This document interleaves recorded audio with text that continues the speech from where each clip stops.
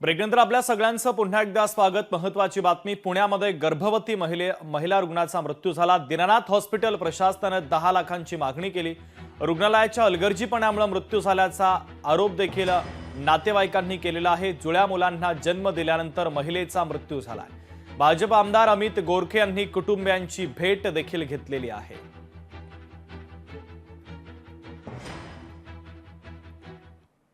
सदरच्या घटनेमध्ये यातील जे मयत आहेत त्यांचे नातलग पोलीस स्टेशनला या ठिकाणी आलेले आहेत। त्यांचे स्टेटमेंट्स वगैरे रेकॉर्ड करायचं काम सुरू आहे पोलीस स्टेशनला।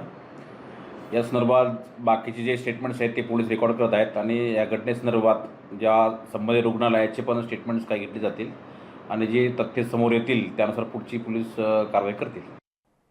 या संदर्भात शिवसेना उद्धव बाळासाहेब ठाकरे पक्षाचे नेते खासदार संजय राऊतांनी नेमकं काय म्हटलंय ते आपण पाहूयात।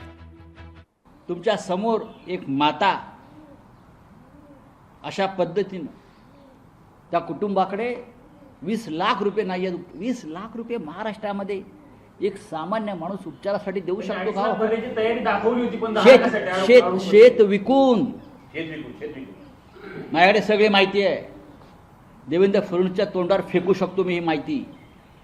त्यांना आम्ही बोललो का मिरच्या झोमता जरा तुमची लेवल खाली आणा, एवढी वर सुद्धा नेऊ नका। गौतम अडाणी अंबानी बरं का, हा महाराष्ट्र त्यांचा नाही आहे ज्यांच्यासाठी तुम्ही काम करता। हिम्मत असेल तर कारवाई करावी ना।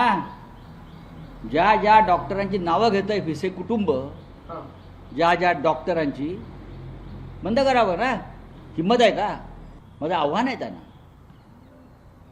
मी त्यांना स्पष्टपणे सांगतो की ज्या बाईंचं काल मृत्यू झाला तिचे शाप लागतील तुम्हाला। तर रुग्णालय अंतर्गत चौकशीचा अहवाल सरकारला देणार असल्याची माहिती देखील आता समोर येते। यावर खासदार संजय राऊतांची प्रतिक्रिया देखील आपण पाहिलेली आहे। पुण्यात एका गर्भवती महिला रुग्णाचा हा मृत्यू झालेला आहे। लोकशाही मराठी ऐका, पहा, जागरूक रहा।